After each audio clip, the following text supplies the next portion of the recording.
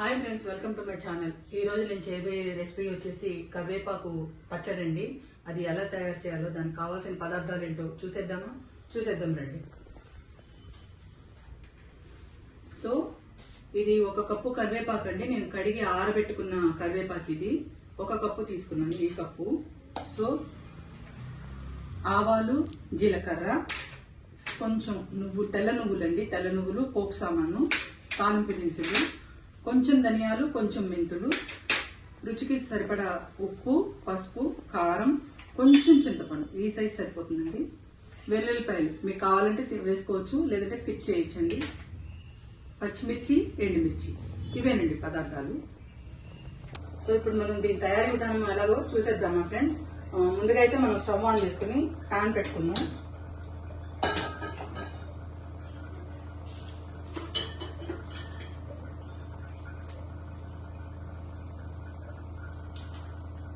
తాలింపుకు సరిపడా మనం ఆయిల్ వేసుకున్నాం. 2-3 స్పూన్స్ ఆయిల్ పడుతుంది. ఇందాక మనం చూపించాను కదా మీకు. సో కొంచెం ధనియాలు,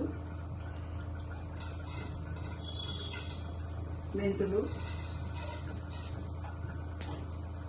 లో ఫ్లేమ్లో పెట్టి వేయించుకోండి. జీలకర్ర, ఆవాలు,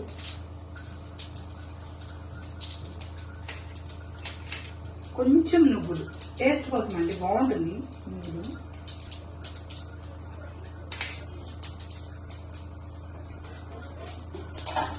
ఇప్పుడు ఇవి కొంచెం ఎర్రగా అయిన తర్వాత ఎండుమిర్చి మీ కారానికి సరిపడా వేసుకోండి.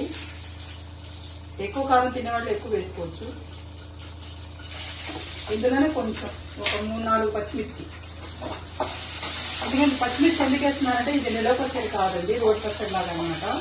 సో అందుకని పచ్చిమిర్చి యాడ్ చేస్తే టేస్ట్ బాగుంటుంది. సో ఇలా కొంచెం కలర్ మారే వరకు వేయించుకున్నాక మనం ఈ వెల్లుల్లిపాయలు కూడా వేసుకుందాము.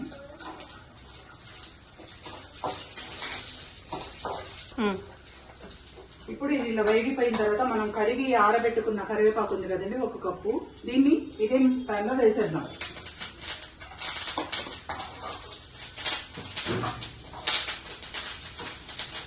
ఆ ఎండుమిర్చి వేగిన వాసన భలే ఉంటుంది. దీన్ని కూడా బాగా వేసుకోవాలండి కరివేపాకుని.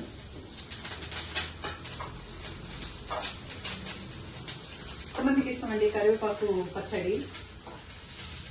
రెగ్యులర్గా ఇలా ఏదో ఒక రోటి పచ్చడి ఉండాల్సిందే కదా మనకి.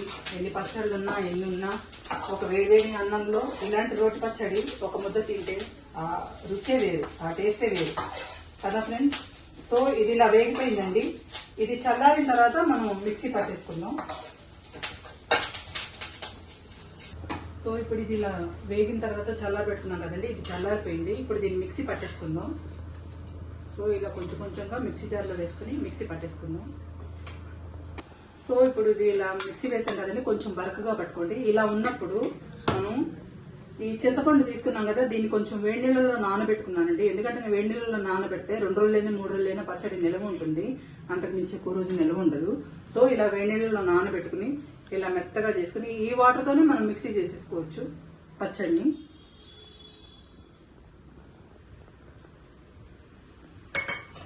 ఇప్పుడు ఇందులో రుచికి సరిపడా ఉప్పు మీ టేస్ట్కి తగ్గట్టుగా వేసుకోండి.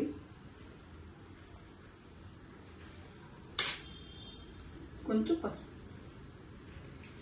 ఇప్పుడు దీన్ని మళ్ళీ ఇంకొకసారి మిక్సీ పట్టేసుకుందాం. సో ఇలా మిక్సీ చేసి పెట్టుకున్నాం కదండి, ఇలా మెత్తగా చేసి పెట్టుకున్నాం కదా. ఇప్పుడు దీనిలోకి తిరగమూత వేసుకుందాము, చూసేద్దాం రండి. ఇదే ప్యాన్లో మనం తిరగమూతకి వేసుకుందామండి. ప్యాన్ హీట్ ఎక్కిందండి. ఇందులో తిరగమూతకు సరిపడా ఆయిల్ అండి, 3 స్పూన్స్ ఆయిల్ సరిపోతుంది. ఆయిల్ హీట్ ఎక్కాక మనం తాలింపు దినుసులు చూస్తున్నాం కదా, శనగపప్పు, మినపప్పు, ఆవాలు, జీలకర్ర.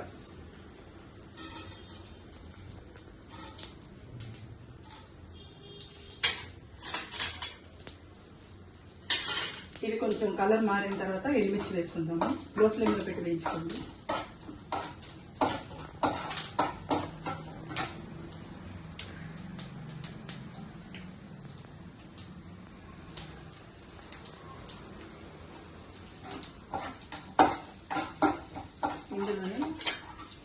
కొంచెం ఇంగువ,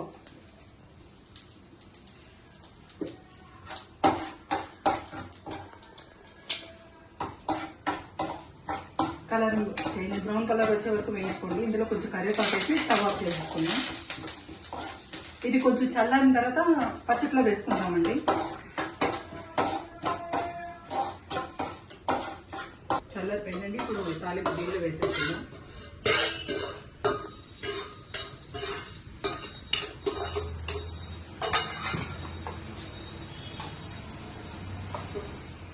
సో ఇవాళ మన కరివేపాకు పచ్చడి రెడీ అయిపోయిందండి.